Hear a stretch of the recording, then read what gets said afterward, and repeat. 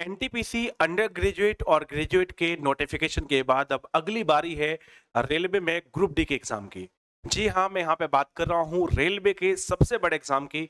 मतलब जब भी रेलवे में वैकेंसी आती है तो रेलवे ग्रुप डी में जो वैकेंसी है वो आपको भर भर के देखने को मिलती है और इसके नोटिफिकेशन का लगभग हर एक एस्पिरेंट कर रहा है इंतजार।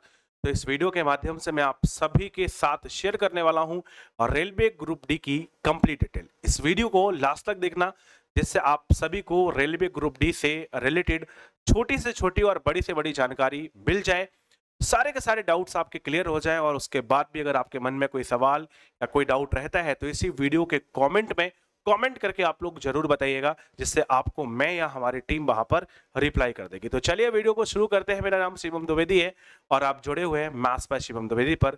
वीडियो को शुरू करते हैं।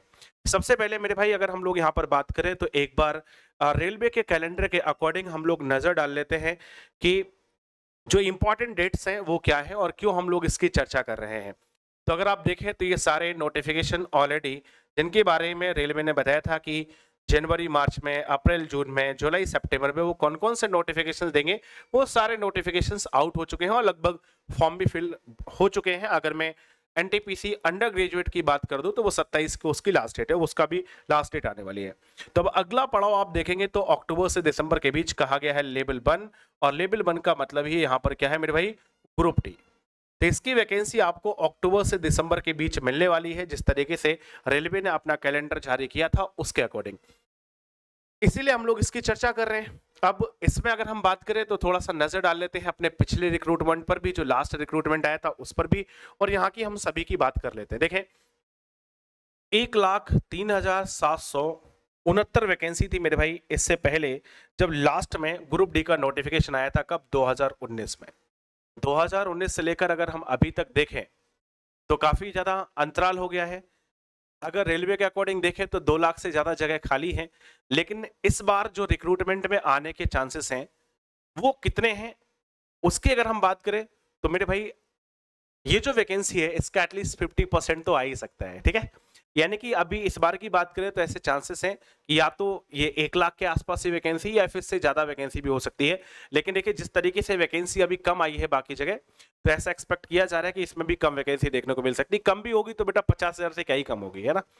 बाकी exact number of figure of vacancy क्या होगी ये तो आपको तभी पता लगेगी जब आपका नोटिफिकेशन यहाँ पे रिलीज हो जाएगा, क्योंकि उससे पहले भी कोई शॉर्ट नोटिस भी रेलवे की तरफ से वैकेंसी के रिगार्डिंग नहीं जारी किया गया है। हालांकि वैष्णो जी ने ये जरूर कहा था कि जो वैकेंसी होगी वो बम्पर वैकेंसी होगी और इससे पहले हमने इतनी वैकेंसी कभी नहीं दी है, ऐसा उन्होंने कहा था। अब देखते हैं वक्त और जज्बात क्या होते हैं। ठीक है, इससे पहले का जो रिक्रूटमेंट है वो 2019 में आया था, ये मैं पहले आपको बता चुका हूँ कब कब एग्जाम हुआ था, वो डेट्स आप देख सकते हैं। अभी फिलहाल नोटिफिकेशन की डेट नहीं है, एग्जाम कब होगा उसके बारे में भी कोई इंफॉर्मेशन नहीं है। ठीक है, तो ये हमारे पास इंपॉर्टेंट डेट हो गई है। इससे रिलेटेड कितना फॉर्म में फी लगती है, तो अगर मेरे भाई यहाँ पर हम बात करें तो 500 रुपए फी लगती है। किसकी? 500 रुपए मेरे भाई फी लगती है अनरिजर्व्ड और ओबीसी कैटेगरी की। 400 रुपए रिफंड किए जाते हैं जब आप सीबीटी एग्जाम में बैठ जाते हो। उसके बाद कंप्यूटर बेस्ड टेस्ट में बैठने के बाद आपका 400 रुपए जो है वो यहाँ पे रिफंड कर दिया जाता है। अगर कोई एससी, एसटी और एक्स सर्विसमैन है या फीमेल है, पीडब्ल्यूडी यानी पर्सन विद डिसेबिलिटी है, माइनॉरिटी कम्युनिटी का है कोई, या फिर ट्रांसजेंडर है, तो उनके लिए जो फीस है बेटा वो 250 रुपए रखी गई है और ये 250 रुपए रिफंड किए जाएंगे जब एक बार आप कंप्यूटर बेस्ड टेस्ट में अपियर्ड हो जाओगे, उसके बाद ये फी आपको रिफंड कर दी जाएगी। सीधी बात। ठीक है, अब मेरे भाई हम लोग यहाँ से अगर आगे की चर्चा करें, ठीक है, अगर हम लोग यहाँ पर आगे की चर्चा करें तो आगे यहाँ पे देख लीजिए जरा एलिजिबिलिटी क्राइटेरिया पे हम लोग सबसे पहले बात कर लेते हैं कि एलिजिबिलिटी क्राइटेरिया क्या है। तो देखिए 2 चीजें आपको यहाँ पे सबसे ध्यान से रखनी है और रेलवे ने अभी एक अलग से नोटिस भी जारी किया है, एक अलग से नोटिस भी आया है क्वालिफिकेशन को लेकर, जिसपे एक शॉर्ट वीडियो भी मैंने बनाया है। शॉर्ट वीडियो के माध्यम से भी आप देख सकते हैं, उसमें भी मैंने रेलवे का नोटिस आपके साथ शेयर किया है। और यहाँ पर आप देखें मैंने आपको जो बताई क्वालिफिकेशन बहुत इंपॉर्टेंट है, क्योंकि सबसे ज्यादा जो कंट्रोवर्सी है वो इसी पे हो रही है। तो मेरे भाई क्वालिफिकेशन में यहाँ पे क्या चाहिए? सबसे पहले तो जो कैंडिडेट्स हैं उनको यहाँ पे 10th पास होना चाहिए। ठीक है, सबसे पहले आप ध्यान रखिएगा 10th पास कंपलसरी है, पहली क्वालिफिकेशन ये हो गई। दूसरी क्वालिफिकेशन उन्होंने साफ साफ कही है कि कोई भी पोस्ट हो आपके पास या तो आईटीआई होना चाहिए, ठीक है, या तो आईटीआई होना चाहिए या फिर अप्रेंटिस होना चाहिए। या फिर क्या होना चाहिए मेरे भाई, अप्रेंटिस होना चाहिए।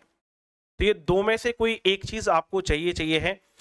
चूंकि जो कंट्रोवर्सी है वो इस वजह से है कि 2018 में जो वैकेंसी आई और 2019 में जो ग्रुप डी की वैकेंसी आई, उसमें मेरे भाई इसका रिलैक्सेशन दिया गया था, एग्जेम्प्ट किया गया था, इसको विड्रॉ कर लिया गया था।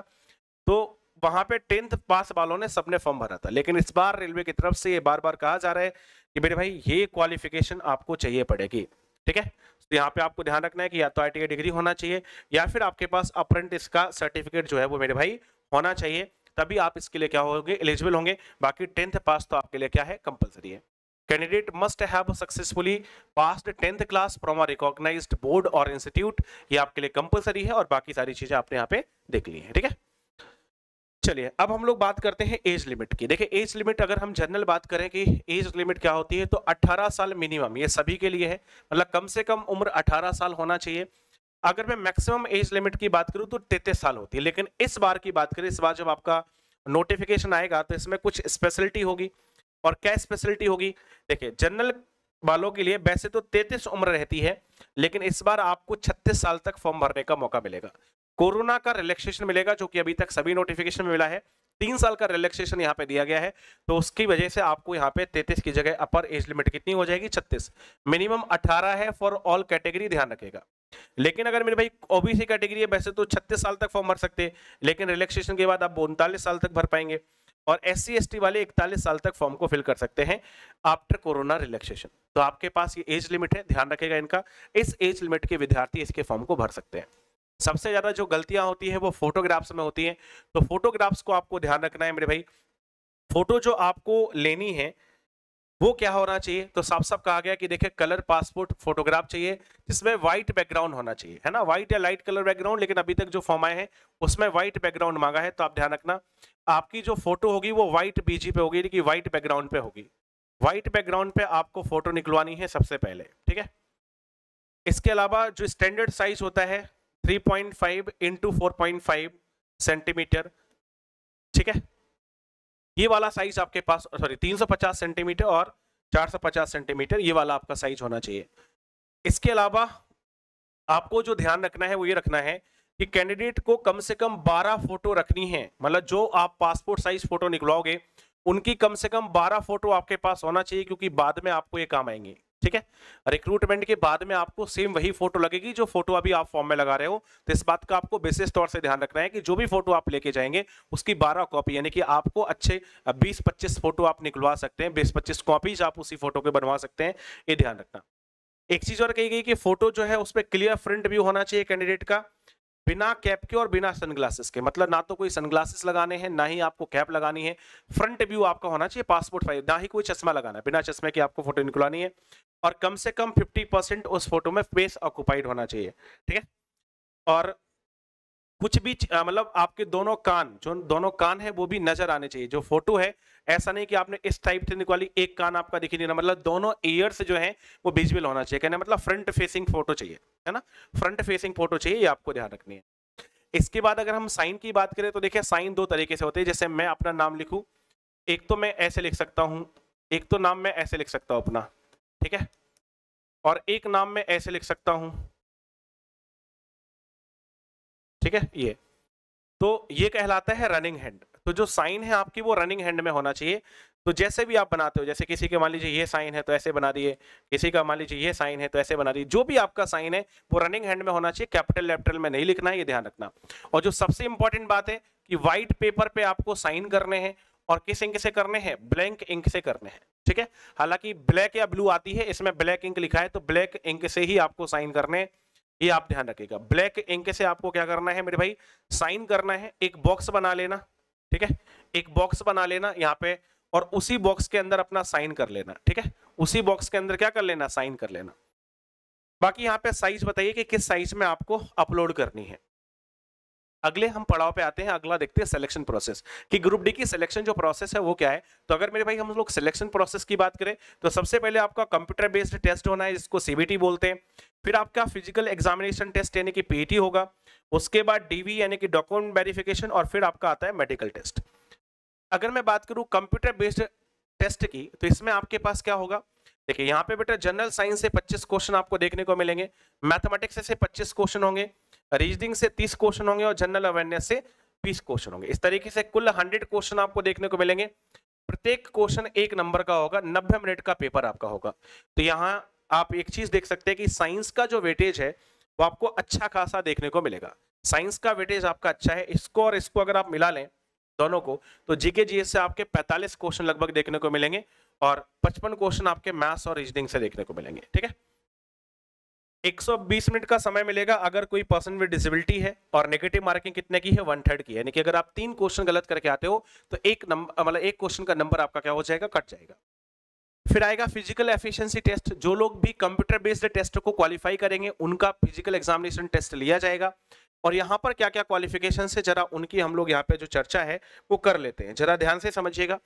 अगर आप एक पुरुष अभ्यर्थी यानी कि मेल कैंडिडेट है, अगर आप मेल कैंडिडेट हैं तो सबसे पहले आपको क्या करना है, 35 किलोग्राम वजन आपको उठाना है और 100 मीटर लेके उसको चलना है और समय मिलेगा कितना, 2 मिनट और 1 चांस ही मिलेगा।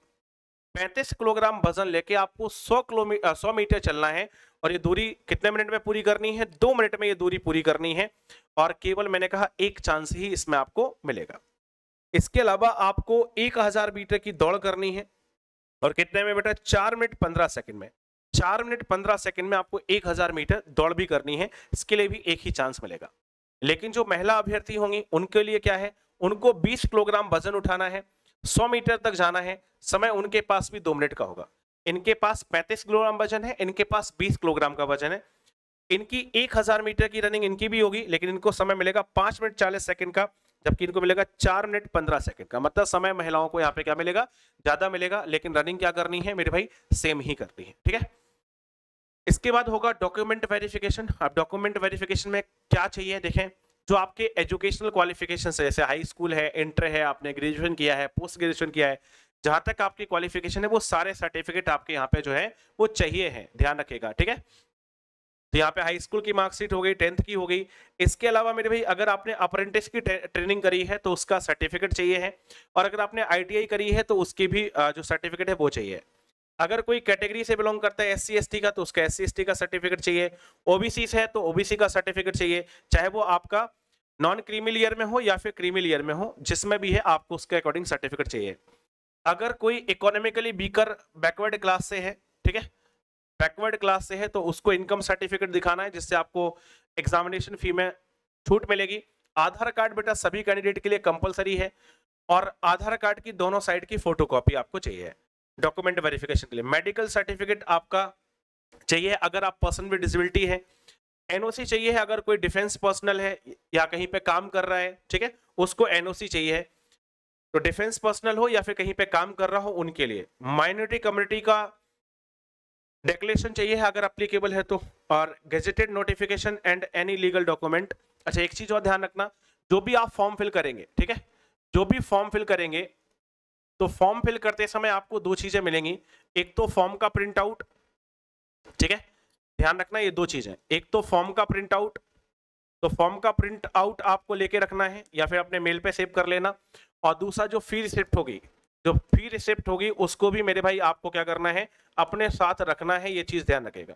ठीक है, फी रिसिप्ट भी आपको अपने साथ रखना है।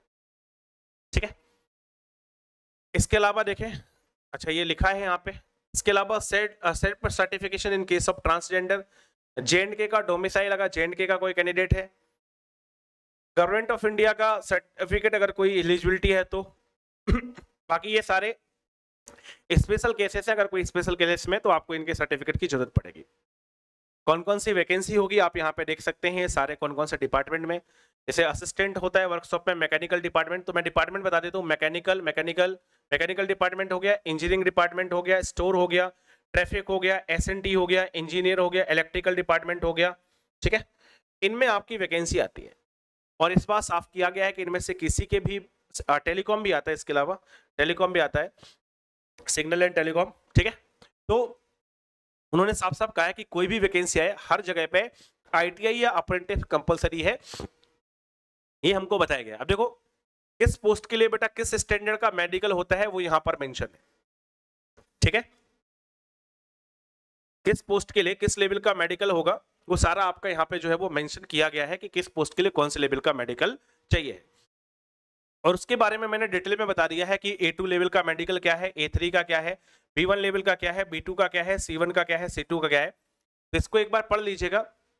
बस मैं एक बार समझा देता हूँ कि कई जगह आपको 6x6 चाहिए होगा और कई जगह ऐसा लिखा होगा कि इस टाइप का विजन चाहिए है, ठीक है, 6x9, या फिर कई जगह ऐसा लिखा होगा कि 6x12 का चाहिए। तो इसका मतलब क्या है, जहां पे 6x6 है इसका मतलब दोनों आईज का विजन यही होना चाहिए। जहां पर ऐसा लिखा है तो इसका मतलब है कि अगर आप राइट हैंडर है तो राइट का विजन ये होना चाहिए, लेफ्ट का विजन ये होना चाहिए। और अगर लेफ्ट हैंडर है तो लेफ्ट आई का विजन ये होना चाहिए, राइट आई का विजन ये होना चाहिए।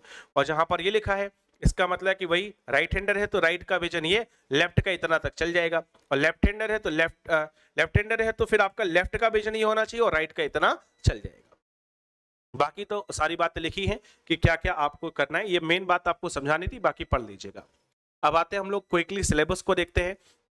मेरे भाई अगर हम लोग यहाँ पे बात करें मैथ्स के सिलेबस की, तो देखिए ये मैथ्स का सिलेबस है जिसमें आपका simplification, HCF LCM, percentage, profit loss, SI CI, ratio proportion, age calculation, time and work, pipe and system, time and distance, elementary statics जिसके अंदर मीन मीडियन मोड आते हैं, data interpretation, number system, BODMAS, decimal, fraction, algebra, trigonometry, mensuration और geometry, ये आपका maths का syllabus यहाँ पे बन जाता है।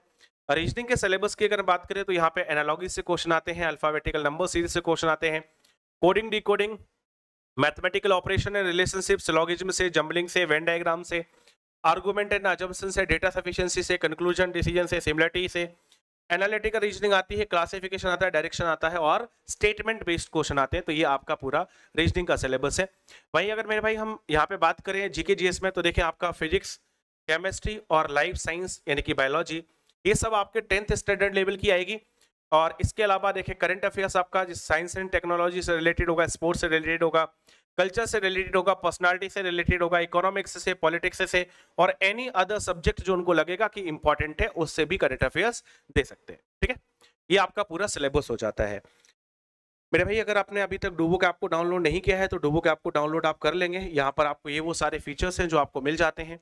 कोई भी अगर आपको जानकारी चाहिए तो इस दिए गए नंबर पे आप हमको क्या कर सकते हैं, कांटेक्ट कर सकते हैं, ठीक है। बाकी इस सेशन में मेरे भाई हम लोग इतना ही रखने वाले हैं, इतनी ही आप लोगों के लिए इन्फॉर्मेशन थी। अगले सेशन में मिलेंगे अगली इन्फॉर्मेशन के साथ। तब तक के लिए अपना ख्याल रखिए, हंसते रहिए, मुस्कुराते रहिए और मेहनत के साथ पढ़ते रहिए। कोई भी क्वेरी हो कॉमेंट करके पूछ लेना, वहां पर आपको रिप्लाई मिल जाएगा। बहुत बहुत धन्यवाद। जय हिंद।